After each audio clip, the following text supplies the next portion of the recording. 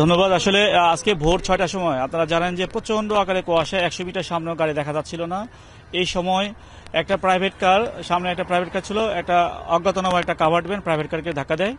ধাক্কা দেওয়ার পরবর্তীতে এই কাভার্ড ভ্যানের পিছনে আর একটা লোকাল বলবো না, একটা বাস, অজ্ঞাতনামা একটা বাস ধাক্কা দেয়। এরপরে এই কাভার্ড ভ্যান এক সাইডে এসে একটা মাইক্রো ধাক্কা দেয়। কাভার্ড ভ্যান, অজ্ঞাতনামা বাস এবং মাইক্রো তিনটা চলে যায়।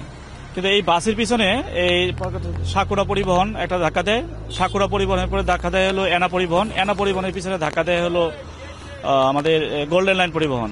এই পরিবহন ধাক্কা দেওয়ার পরবর্তীতে সাকুরা পরিবহন এবং গোল্ডেন লাইন এনা পরিবহনের ড্রাইভার এবং হেল্পাররা সামান্য আহত হয়। আমরা তাদেরকে এখান থেকে তারা হসপিটালে পাঠাই। আর যে প্রাইভেট কারের যে চালক ছিল, প্রাইভেট কারের চালক গুরুতর আহত অবস্থায় আমরা শ্রীনগর হাসপাতালে প্রেরণ করছি। আমরা দ্রুত যানজট নিরসনের জন্য কাজ করেছি। এখন মোটামুটি যানজট নিরসন নাই। এই হলো অবস্থা। প্রচন্ড কুয়াশার কারণে মূলত অ্যাক্সিডেন্ট হওয়ার কারণ। আমরা 4-5 জনের মতন আহত আছে।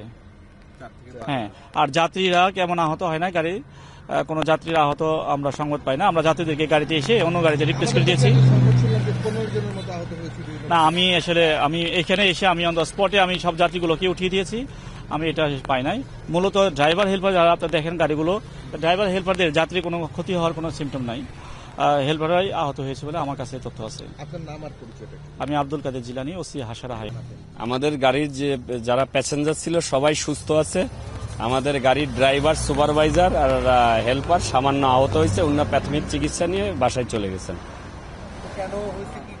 আসলে দুর্ঘটনার কারণ ঘন কুয়াশার কারণে সামনে একটা কাভার্ড ভ্যান নষ্ট ছিল, পরে প্রাইভেট অন্যান্য গাড়ি দুর্ঘটনা ঘটার পরে প্রধান ঘন কুয়াশার কারণে নিরাপদ দূরত্বের সময় দেখতে পারেনি, এই জন্য আর কি।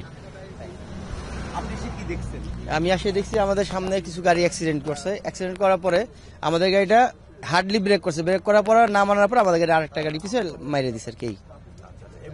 এমনি গুরুতর আহত কি হয় না, আমাদের স্টাফ ড্রাইভার, সুপারভাইজার একটু ইনজুর্ড ছিল, ওরা চিকিৎসা নিয়ে বাসায় চলে গেছে। গাড়িটা প্রায় 4-5টা গাড়ি অ্যাক্সিডেন্ট হয়ে গেছে।